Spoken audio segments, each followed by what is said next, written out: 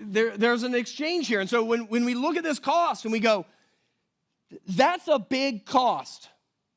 Me, who I am, my image, my identity, my job, my family, my life. Why? Why in the world would I follow Jesus? Why would we follow Jesus? Turn over to John chapter 10, verse 27. Jesus says, my sheep hear my voice, and I know them, and they follow me. Verse 28, I give them eternal life, and they will never perish, and no one will snatch them out of my hand. That's it. He gives you eternal life. Following Jesus is eternal life.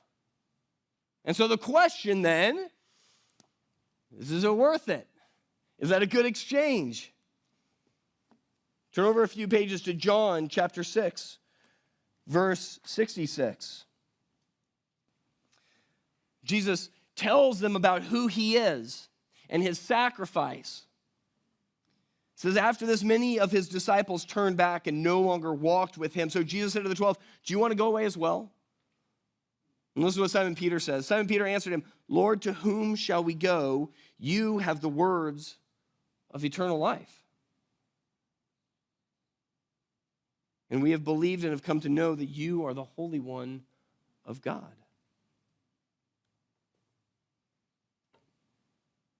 You don't have to follow Jesus. But that's the only way to get eternal life. So it may not be worth it to you.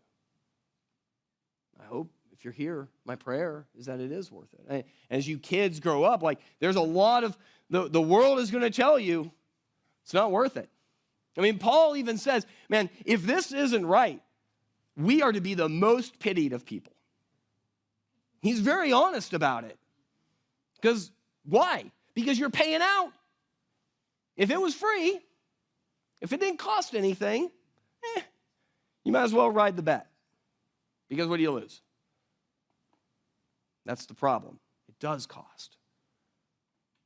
That's why Paul says we are to be the most pitied.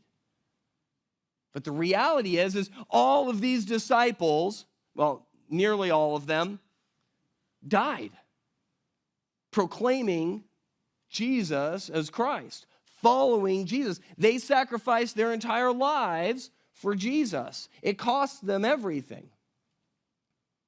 And what he's saying here is that it costs us everything, but he gives us eternal life.